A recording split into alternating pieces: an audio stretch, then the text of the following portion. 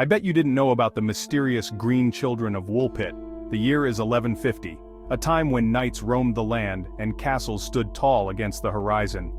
Picture a small village called Woolpit, a place that at first glance seems like any other medieval settlement. It's nestled in the county of Suffolk, surrounded by rolling hills and lush greenery. The village is quiet, peaceful, the kind of place where time seems to stand still. But something sets Woolpit apart. It's not just the picturesque scenery or the quaint cottages. It's a place where reality seems to bend, where the ordinary and the extraordinary coexist. Woolpit is steeped in folklore and whispers of strange happenings, stories passed down through generations.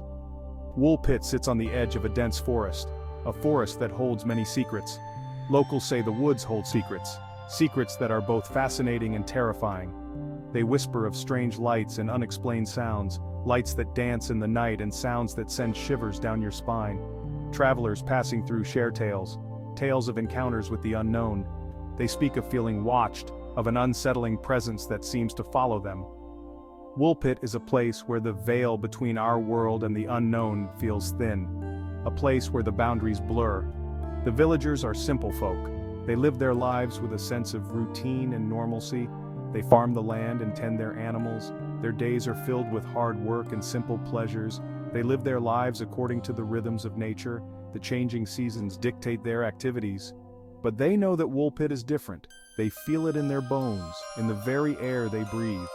They carry a sense of wonder mixed with a hint of fear, a fear of the unknown, of what lies beyond the familiar. They know that in the shadows anything is possible, that the world is full of mysteries waiting to be uncovered. This is the world, shrouded in mystery, where our story unfolds. A world where the line between reality and legend is blurred. It's a world where the impossible might just be real, where the stories of old might hold a grain of truth. This is the setting for one of history's most enduring enigmas, the Green Children of Woolpit, a tale that has puzzled historians and captivated imaginations for centuries. The villagers went about their daily routines, unaware that their lives were about to change forever. One day, two children appeared at the edge of the forest. They were unlike any children the villagers had ever seen. Their skin was green, and they spoke a language no one could understand.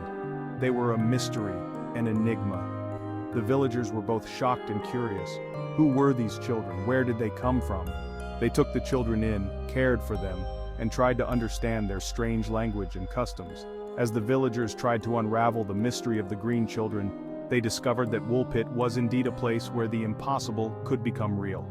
The story of the Green Children of Woolpit has endured through the ages, a testament to the village's unique place in history and the enduring power of mystery and legend. As the sun sets over Woolpit, the village is bathed in a golden glow, and the air is filled with the whispers of the past. This is a place where history and mystery intertwine, creating a tapestry of wonder and intrigue. Woolpit remains a village shrouded in mystery, a place where the past and the present coexist, and where the stories of old continue to captivate and inspire. The villagers of Woolpit went about their day. It was like any other. They worked the fields beneath the summer sun. But this ordinary day was about to become extraordinary. It was about to become a part of history. Near the edge of the village, something strange happened. Two children emerged from a wolf pit, a ditch used to trap wolves. These were no ordinary children. Their skin, a vibrant green, set them apart from all who had come before. The villagers had never seen anything like it. Panic rippled through the crowd that gathered. The sight of the children was unsettling. Their green skin was just the beginning. They spoke in a language no one understood. Their words were a jumble of unfamiliar sounds. Fear and curiosity warred within the villagers. The children, a boy and a girl, seemed as bewildered as those who had found them. They were scared, alone, and clearly far from home. The villagers, unsure what to do, took them to the home of a wealthy landowner named Sir Richard de Calne. He was known for his kindness and wisdom. He would know how to handle this. The villagers whispered among themselves, speculating about the origins of these mysterious children. Some believed they were fairies, others thought they might be from a distant land. The children, meanwhile, looked around in awe and confusion, taking in the unfamiliar sights and sounds. When offered food, the children refused everything except raw beans, which they ate ravenously. This peculiar diet only added to the mystery surrounding them. Sir Richard took the children into his home, providing them with shelter and care. Over time, the children began to adapt to their new environment. They learned the local language and started to communicate with the villagers. Eventually they shared their story, revealing they came from a land where the sun never shone. The villagers listened in amazement, trying to comprehend the strange tale. The children spoke of a place called St. Martin's Land, where everything was green. The villagers were left with more questions than answers, their curiosity piqued by the children's story. As time passed, the children became a part of the village, their green skin fading to a normal hue. The villagers accepted them, and the mystery of their origins became a part of Woolpit's rich folklore. The story of the Green Children of Woolpit remains one of the most intriguing tales of the medieval period. It has been passed down through generations, capturing the imagination of all who hear it. And so, the legend lives on, a testament to the enduring power of mystery and wonder. The Green Children were an enigma wrapped in mystery. Their green skin was the most striking feature. It was a vivid, almost luminous green. It covered their entire bodies. It was as if they were painted with the hues of the forest itself. Their clothes were just as strange. They were made of a material unknown to the villagers. It was coarse and rough to the touch. The fabric was a drab gray, a stark contrast to their vibrant skin. The children were small and thin, suggesting they hadn't eaten well. Their behavior was as perplexing as their appearance. They seemed to be in a daze. They moved with an odd hesitancy. Their large, almond-shaped eyes darted around nervously. They seemed to observe everything with a mixture of fear and fascination. Despite their strange appearance and behavior, the children possessed a certain innocence. Their eyes held a childlike wonder as they took in their surroundings. They were clearly lost and afraid, but there was a spark of resilience in their gaze. They were survivors. Communication was a significant barrier.